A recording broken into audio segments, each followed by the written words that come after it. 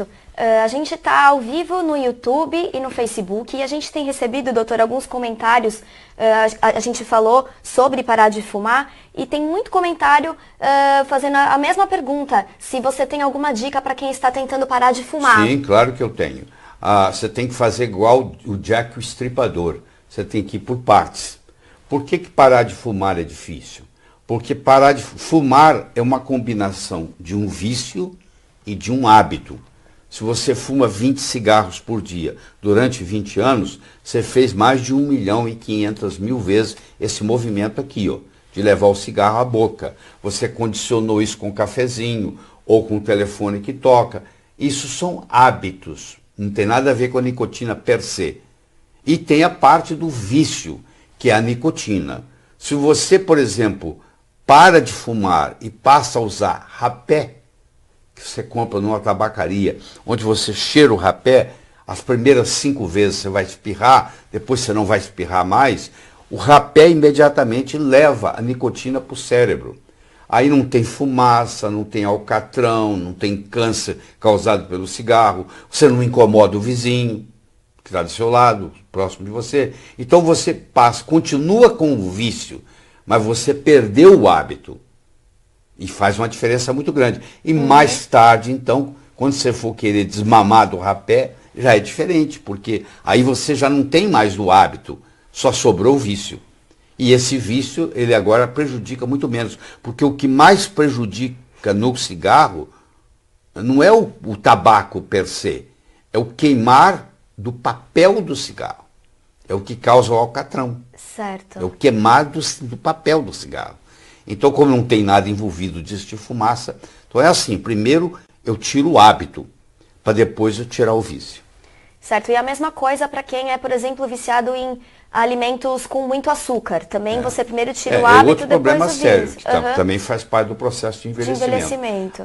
O Brasil é o país do mundo que mais ingere açúcar per capita. Nós somos o número 1 no mundo, tá? Produzimos muito açúcar, exportamos, mas também ingerimos muito. E o açúcar é altamente viciante. Você é viciado em açúcar e não sabe. Eles fizeram estudos em laboratório, onde eles colocam heroína num lugar, colocam cocaína no outro, colocam açúcar no outro, soltam os camundongos, filma eles 24 horas, e eles passam muito mais tempo no pires que tem açúcar, do que no pires que tem cocaína, ou no pires que tem heroína. Ou seja, o açúcar é mais viciante do que a cocaína e a heroína. Se você não está acreditando no que eu estou falando, é só você parar de ingerir. Você vai ver a dificuldade que tem na hora de parar de ingerir. Porque você começa a sentir falta. Você entra em abstinência. Igual aquele que parou a cocaína, igual aquele que parou a heroína. Você tem abstinência de açúcar. Só que o açúcar, ele aumenta no seu sangue a glicemia. Ele aumenta a glicose, chama glicemia. Esse aumento de glicemia faz o seu pâncreas produzir mais insulina. A insulina envelhece. É um hormônio lipogênico, ela te engorda e ela te envelhece. Quanto mais insulina você tiver, menos tempo você vai viver. Então é um parâmetro, inclusive, de idade biológica.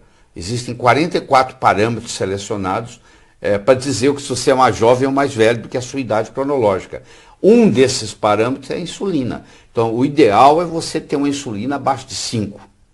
Que poucos brasileiros têm isso. A maioria tem muito mais.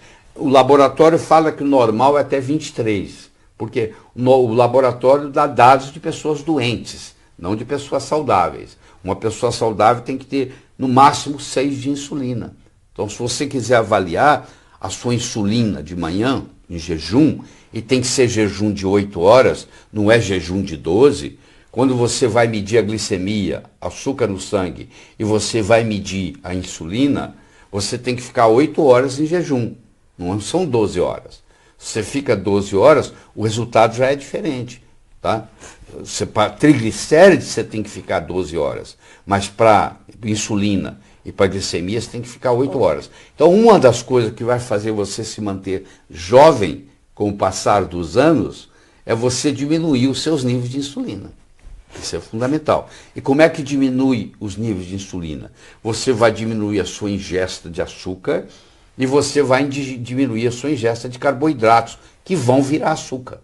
O carboidrato é um açúcar mais complexo, que depois de ingerido, vai ver. Todo o sonho do carboidrato é um dia virar glicose.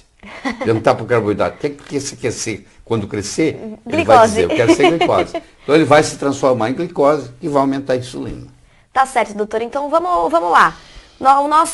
Quem está assistindo a gente quer envelhecer sem adoecer, e a gente estava falando sobre a epigenética e como a epigenética pode nos ajudar nesse processo. Vamos primeiramente explicar o que seria a epigenética para todo mundo entender a gente direitinho? Sim.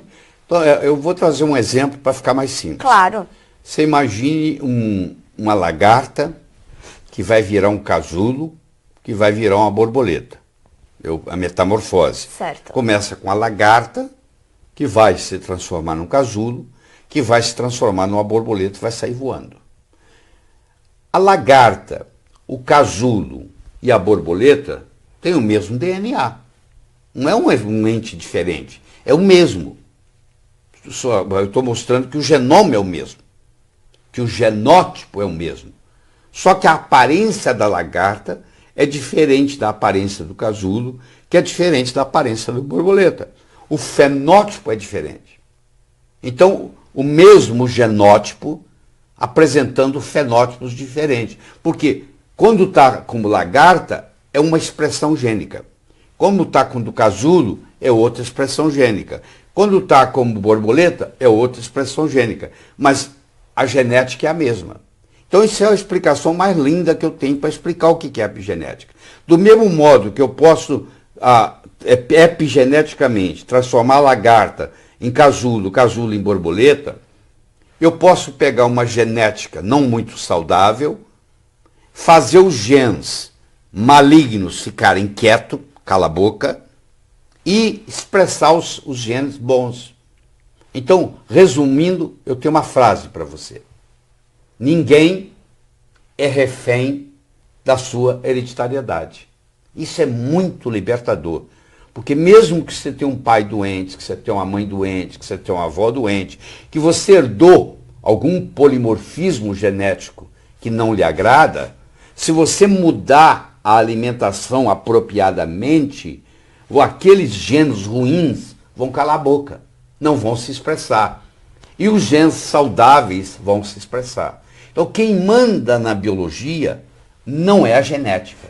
Quem manda na biologia é a epigenética. Então, se eu quiser ter saúde, eu tenho que saber mexer com a epigenética. Eu tenho que saber mexer com as proteínas chamadas histonas, com H. Histonas.